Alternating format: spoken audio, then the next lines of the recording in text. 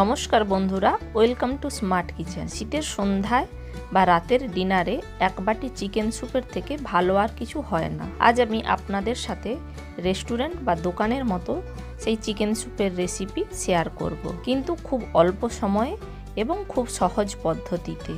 এই স্যুপ যেমন হেলদি তেমন টেস্টি। বাড়িতে থাকা অল্প উপকরণ দিয়েই ঝটপট বানিয়ে নিতে পারবেন। এই চিকেন স্যুপ তো বাচ্চা থেকে বড় সবাই খেতে ভীষণই পছন্দ করে। চলুন তাহলে ঝটপট রেসিপিটি দেখে নিই। আর চ্যানেলে নতুন বন্ধু হয়ে থাকলে চ্যানেলটি সাবস্ক্রাইব করে নেওয়ার অনুরোধ রইল। চিকেনের স্যুপ বানানোর জন্য প্রথমে একটি প্রেসার কুকারে দিচ্ছি রিফাইন্ড অয়েল। আমি এখানে 3 টেবিল স্পুন পরিমাণ রিফাইন্ড অয়েল দিলাম। চাইলে আপনারা 1 টেবিল স্পুন বাটার অ্যাড করতে পারেন। এবার এই তেলের মধ্যে দিয়ে দিচ্ছি একটি তেজপাতা, তার সাথে দিচ্ছি পরিষ্কার করে ধুয়ে রাখা চিকেনের পিস। আমি এখানে বোন সহ চিকেন নিয়েছি, আপনারা চাইলে বোনলেস চিকেনও ব্যবহার করতে পারেন। এবার চিকেনগুলো হাই ফ্লেমে 3 মিনিটের জন্য ভেজে নেব। চিকেনটা ভেজে নেওয়া অবশ্যই জরুরি, এতে চিকেনের স্মেলটা অনেকটা কমে যায়। এতে চিকেনটা খেতে কিন্তু ভীষণই টেস্টি হয়। আমি এখানে 250 গ্রাম চিকেন নিয়েছি। চিকেনটা ভালোভাবে নাড়িয়ে নিলাম 2 থেকে 3 মিনিটের জন্য। এই সময় দেখুন চিকেনের কিন্তু কালারটা চেঞ্জ হয়ে গেছে। এই প্রসেসটা অবশ্যই ফলো করবেন। এবার আমি 1 লিটার পরিমাণ জল দিয়ে দিচ্ছি এই প্রেসার কুকারে। 1 লিটার পরিমাপ জল দিয়ে চিকেনটা আবারও ভালোভাবে মিশিয়ে নিলাম। জল এবং চিকেনের পরিমাপে লবণ দিয়ে দিচ্ছি। আপনারা আপনাদের স্যুপের পরিমাপ অনুযায়ী লবণ এবং জলটা অ্যাড করে নেবেন। এবার প্রেসার কুকারের কভারটা আটকে দেব। মিডিয়াম ফ্লেমে 2টো হুইসেল আসা পর্যন্ত অপেক্ষা করব। 2টো হুইসেল দিয়ে দেওয়ার পর এবার প্রেসার কুকারটা আপনা হতেই ঠান্ডা হতে দেব। প্রেসার কুকার সম্পূর্ণভাবে ঠান্ডা হয়ে গেছে। এবার এর কভারটা খুলে নিচ্ছি। প্রেসার কুকারের কভার খুলে নেওয়ার পর চিকেন স্টক থেকে চিকেনগুলো উঠিয়ে নেব।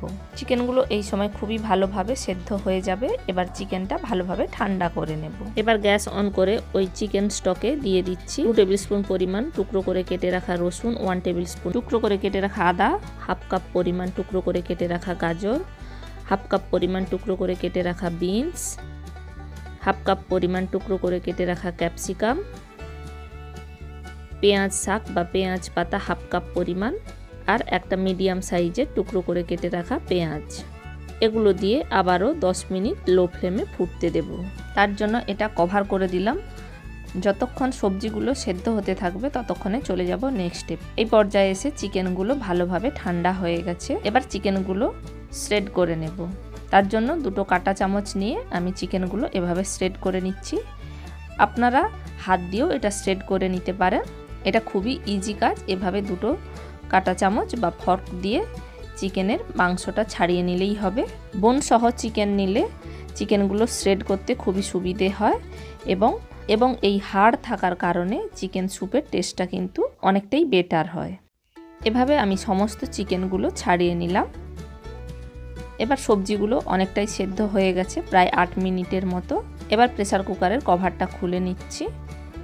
সবজিগুলো একবার মিক্সড করে নিলাম।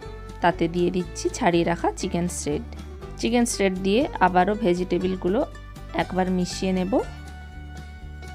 দিয়ে কভার করে এটাকে ফুটতে দেব আরও 3 মিনিটের জন্য। যতক্ষণ ফুটতে থাকবে ততক্ষণে আমি দেখিয়ে দিচ্ছি নেক্সট স্টেপে কি করতে হবে। একটা বোলে একটা ডিম ফাটিয়ে নিয়েছি। এবার এটাকে একটি কাঁটা চামচের সাহায্যে খুব ভালোভাবে মিক্সড করে নেব। তবে আপনারা চাইলে কুসুম বাদ দিয়ে শুধু ডিমের হোয়াইট পোর্শনটাও দিতে পারেন। আরেকটি বলে নিয়েছি 1 টেবিল স্পুন পরিমাণ কর্নফ্লাওয়ার। আপনারা কর্নফ্লাওয়ারের বদলে অ্যারারুট নিতে পারেন।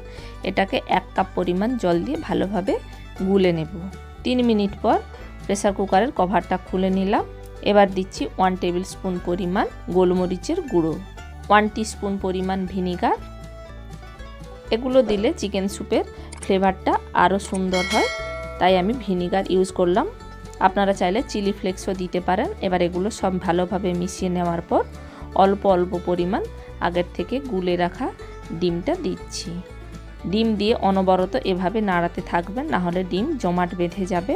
আর গ্যাসের ফ্লেমটা এই সময় লোতে রাখবেন। দেখুন আমি অল্প অল্প পরিমাণ গুলে রাখা ডিমটা দিচ্ছি আর ভালোভাবে স্প্যাচুলার সাহায্যে এটা মিশিয়ে নিচ্ছি। ডিম এভাবে দিতে থাকলে ডিমটা এক জায়গায় জমাট বাঁধে না, তবে কেউ চাইলে ডিমটা স্কিপ করেও যেতে পারেন। দিয়ে আরও 30 সেকেন্ড এটা ফুটিয়ে নেব। 30 সেকেন্ড পর দিয়ে দিচ্ছি আগের থেকে গুলে রাখা কর্নফ্লাওয়ার।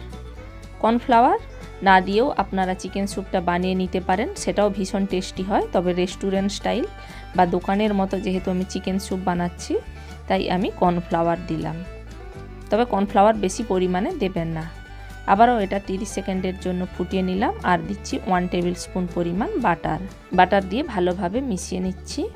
বাটার দিলে চিকেন স্যুপটা খেতে ভীষণ টেস্টি হয়, তবে এটা অপশনাল। আপনারা যদি প্রথমে বাটার দিয়ে থাকেন তাহলে এই পর্যায়ে এসে আর বাটার দেওয়ার প্রয়োজন নেই। এবার এটাকে কভার করে 30 সেকেন্ডের জন্য ফুটিয়ে নিয়ে গ্যাসটা অফ করে দেব। এবার আপনাদের কাছে সার্ভ করে দেখাচ্ছি চিকেন স্যুপটা কেমন হয়েছে। এটা খেতে ভীষণই টেস্টি হয়। এরকম এক বাটি ধোঁয়া ওঠা স্যুপ আর দুটো ব্রেড টোস্ট থাকলে ডিনারটা পুরো জমে যাবে। গার্নিশিংয়ের জন্য ওপর থেকে কিছু পেঁয়াজ পাতা ছড়িয়ে দিলাম। রেডি হয়ে গেল চিকেন স্যুপ। আপনারাও বাড়িতে এই প্রসেস ফলো করে চিকেন স্যুপ বানাবেন আর আমাকে কমেন্ট বক্সে কমেন্ট করে জানাবেন কেমন হয়েছে আপনাদের চিকেন স্যুপ। সম্পূর্ণ ভিডিওটি দেখবার জন্য ধন্যবাদ। ভালো থাকবেন, সুস্থ থাকবেন।